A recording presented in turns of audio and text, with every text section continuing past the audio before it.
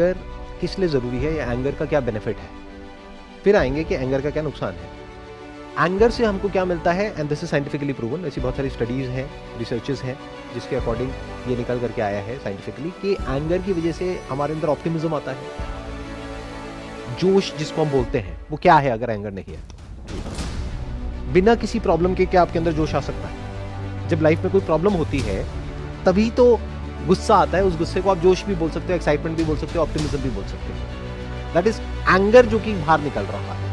जैसे for example कोई है जो बहुत ही एक ऐसे बैकग्राउंड से है जहाँ पे फाइनेंशियल इश्यूज हैं बहुत मेजर लेवल के, उसने बचपन से ही ये सब देखा है अपने में, पैसे के पीछे लड़ाई झगड़ा ये वो, तो उसके अंदर एक फ्रस्ट्रेशन है, उसको आप एंगर भी कह सकते हो।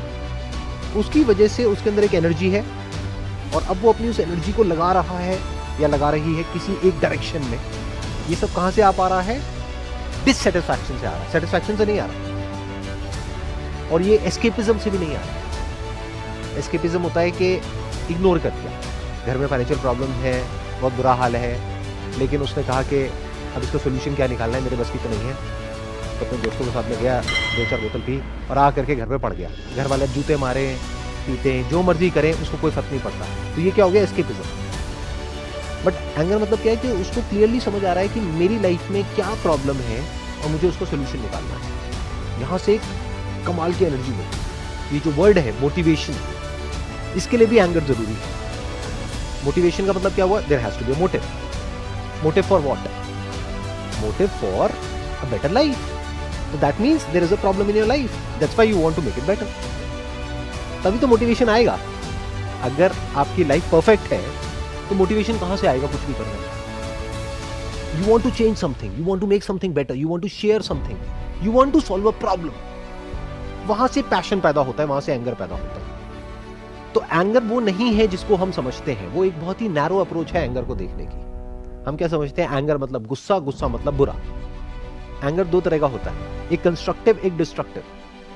अगर एंगर को सही से आप चैनलाइज करते हो तो वो बहुत ही कंस्ट्रक्टिव एनर्जी है। उस एंगर की वजह से अंदर ही अंदर एक फ्रस्ट्रेशन ट्रिगर हो गई। क्यों? क्योंकि प्रॉब्लम तो थी बट उसको सोल्यूशन नहीं निकल पा रहा था। तो वो एक फेज होता है जो हर एक की लाइफ में आता है।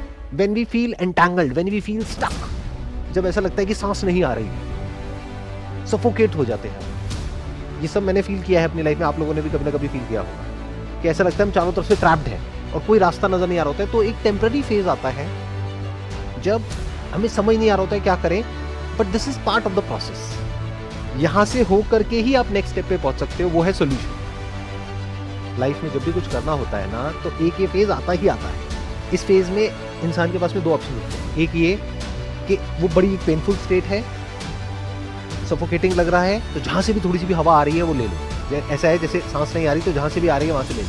इंटरनेट पे टाइम पास करने लग जाओ, दोस्तों के साथ में जाकर के टाइम पास करने लग जाओ, मतलब कि वहां से ध्यान ही हटा लो। जो आपकी प्रॉब्लम है वहां से ध्यान हटा लो। That is called escapism. जो एस्केपिस्ट होते हैं उनके अंदर धीरे धीरे एंगर खत्म हो जाता है। तो आप लोगों का क्वेश्चन क्या है कि एंगर को कैसे खत्म किया जाए या एंगर को चैनलाइज कैसे किया जाए? चैनलाइज कैसे किया जाए? और चैनलाइज करने का जो पहला स्टेप होता है वो होता है सफोकेशन। क्योंकि जब तक वो सोल्यूशन नहीं निकलता है तब तक इरिटेशन भी होती है, प्रॉब्लम भी होती है, फ्रस्ट्रेशन भी होती है, सब कुछ होता है। बट अगर आप कहते हो मुझे वो नहीं चाहिए, तो दूसरी तरफ एक कंफर्ट जोन मिलेगा आपको। तो never ask this question to anybody कि मैं एंगर से कैसे बचूं।